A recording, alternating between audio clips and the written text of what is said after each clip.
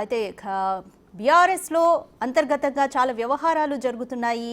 కవిత రాసిన లేఖ ఎలా లీక్ అయింది పట్టుకోమంటూ కూడా ఆమె ఆరోపిస్తుంటే గ్రీకు వీరుల్లాగా ఫోజులు కొడుతున్నారు అని చెప్పుకుంటూ కూడా ఆమె చాలా రకాలుగా తీవ్రమైన ఆరోపణలు చేశారు. వీటిలో కేటీఆర్ని కూడా టార్గెట్ చేసినట్టుగా కనిపిస్తుంది. అయితే కేసీఆర్ నాయకత్వంలో మాత్రమే పనిచేస్తానని కవిత క్లారిటీగా చెప్తున్నారా? ఇంకా మోర్ అనాలిసిస్ మా ఇన్పుట్ ఎడిటర్ పవన్ కుమార్ అందిస్తారు.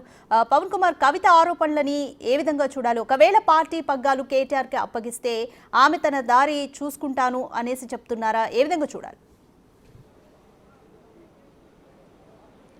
వాస్తవానికి కవిత తన తండ్రి కేసీఆర్కి రాసిన లేఖ బహిర్గతమైన తర్వాత అమెరికా నుంచి తిరిగి వచ్చిన తర్వాత కవిత ఎయిర్పోర్ట్లో ఒక సంచలన వ్యాఖ్యలు చేశారు. తన తండ్రి కేసీఆర్ దేవుడు లాంటి వాడు, కానీ ఆయన చుట్టూ దయ్యాలు ఉన్నాయంటూ ఆమె చేసిన వ్యాఖ్యలు రాజకీయంగా తీవ్ర సంచలనం రేపే.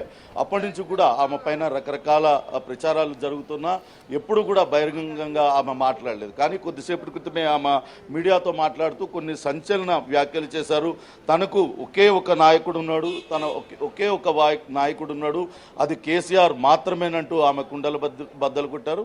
ఎవరు నన్ను ఆ పార్టీ నుంచి బయటికి పంపించే సీన్ ఎవరికీ లేదంటూ ఆమె చెప్తున్నారు. వాస్తవానికి 2006 నుంచే తాను కడుపులో బిడ్డ ఉన్న సమయంలోనే కేసీఆర్ గెలుపు కోసం తాను అహర్నిశం పనిచేశాను.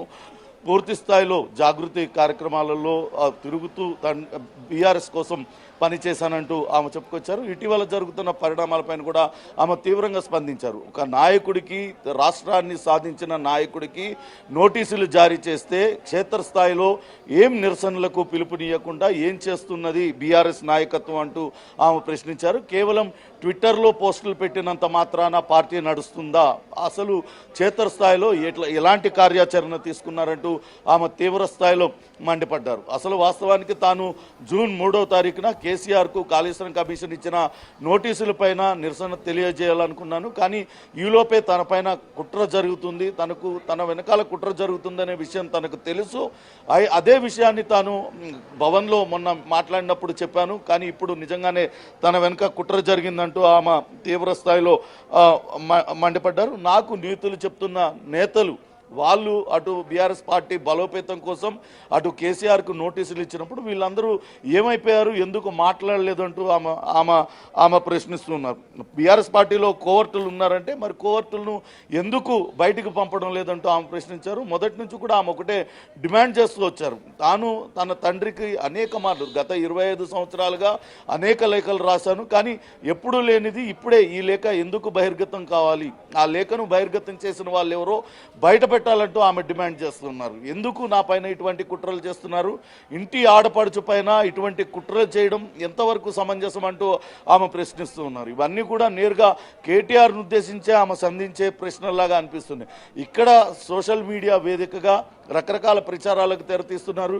విదేశాల్లో కొంతమంది సోషల్ మీడియా హ్యాండ్లర్లను పెట్టుకొని ఇవన్నీ కూడా చేస్తున్నారు. వీటిలన్నిటి వల్ల పార్టీకి ఏమన్నా ఉపయోగం జరుగుతుందా అంటూ కూడా ఆమె ప్రశ్నించారు. వాస్తవానికి తాను ఢిల్లీ లిక్కర్ స్కామ్లో తన పేరు వచ్చినప్పుడే, మొదటిసారి తన పేరు ప్రస్తావించినప్పుడే తాను రాజీనామా చేస్తానంటూ అటు అప్పట్లో ముఖ్యమంత్రిగా ఉన్న కేసీఆర్కి చెప్పాను. కానీ రాజీనామా చేయాల్సిన అవసరం లేదు, నన్ను ఏమీ చేసే ధైర్యం లేక నీపైన కేసులు పెట్టారు, కాబట్టి నువ్వు రాజీనామా చేయొద్దని చెప్పారు. తనకు పదవులు, డబ్బులు ఎప్పుడు ముఖ్యం కాదు, తనకు ఆత్మగౌరవం అనేది ముఖ్యం అంటూ కవిత చెప్తూ వచ్చారు. అయితే జైల్లో ఉన్న సమయంలోనే పార్టీని విలీనం చేయాలంటూ ప్రతిపాదన వచ్చింది. బీజేపీ పార్టీలో విలీనం చేయాలనే ప్రతిపాదన వచ్చింది. దానికి తాను తీవ్రంగా వ్యతిరేకించానంటూ కూడా ఆమె చెప్తూ వచ్చారు.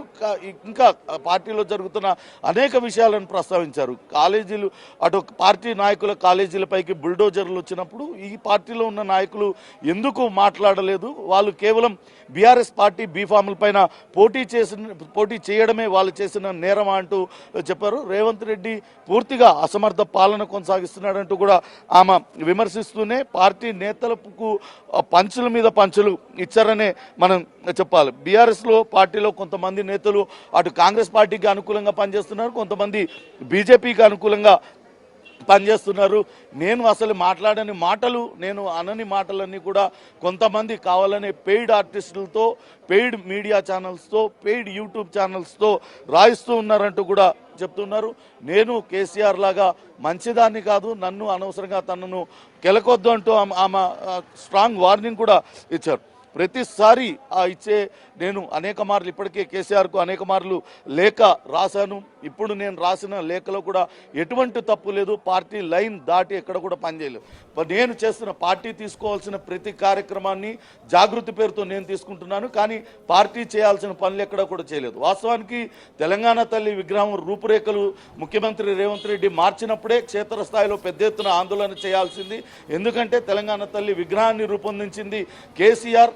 అలాంటి విగ్రహ రూపురేఖలు మార్చినప్పుడు ఎటువంటి ఆందోళన చేయకుండా కేవలం టీషర్ట్లు వేసుకొని అదానీ టీషర్ట్లు, అదానీ గో బ్యాక్ అంటూ టీషర్ట్లు వేసుకొని తిరగడం వల్ల పార్టీకి ఏమన్నా ఉపయోగం జరుగుతుందా అంటూ కూడా ఆమె తీవ్రస్థాయిలో పార్టీని విమర్శించారు.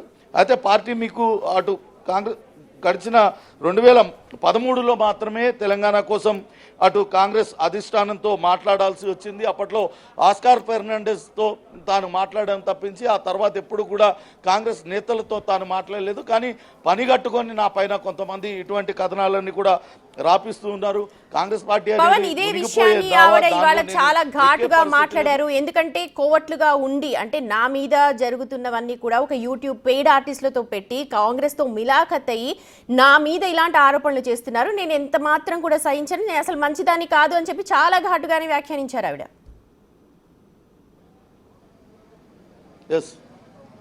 అదే విషయం చెప్తూ ఉన్నారు. తనను కెలికే ప్రయత్నం చేయొద్దు, నేను నోరు విప్పితే చాలా మాట్లాడాల్సి వస్తుందంటూ కూడా ఆమె వార్నింగ్ ఇచ్చారు. కావాలనే తన ఆత్మగౌరవాన్ని దెబ్బతీసే విధంగా వ్యవహరిస్తున్నారు. తన నాయకుడు కేసీఆర్ మాత్రమే, తన పార్టీ బీఆర్ఎస్ పార్టీ మాత్రమే తనను బీఆర్ఎస్ నుంచి బయటకు పంపిస్తే ఎవరికి లాభం జరుగుతుందో మీకే తెలుసు కదా అంటూ ఆమె మాట్లాడుతూ ఉన్నారు. మొత్తం మీద అయితే అటు నేరుగా కేటీఆర్ పైన ఆమె ఇటువంటి వ్యాఖ్యలు చేశారనే వాదనకు బలం చేకూరుతుంది. గత కొద్ది రోజులుగా తన పైన కుట్ర జరుగుతుంది. కుట్ర జరుగుతున్న విషయాన్ని తాను నేను బహిరంగంగా మాట్లాడాను. ఆయన అమెరికా వెళ్ళొచ్చేలోపు ఇదంతా కూడా జరిగింది. దీని వెనుక ఎవరున్నారో ఇప్పటికైనా పార్టీ బయట పెట్టాలంటూ పదే పదే డిమాండ్ చేస్తున్నారు. తాను ఎవరికి కూడా తలొగ్గే పరిస్థితి లేదు, ఆత్మగౌరవంతో పనిచేస్తాను, వెన్నుపోటు రాజకీయాలకు అసలే పాల్పడనట్టు ఆమె చెప్తూ ఉన్నారు. ఖచ్చితంగా పార్టీలో కుట్రలు జరుగుతున్నాయి, పార్టీలో నేను దయ్యాలన్నాను, కానీ పార్టీలో మాట్లాడుతున్న వాళ్ళు కోవర్ట్లు అంటున్నారు. కానీ ఆ కోవర్ట్లు ఎవరనేది తెలాలి కదా. పార్టీ ఆ కోవర్ట్లను ఎందుకు ఇంకా వాళ్ళని ఎంకరేజ్ చేస్తుందనే ప్రశ్నను కవిత సంధిస్తుంది.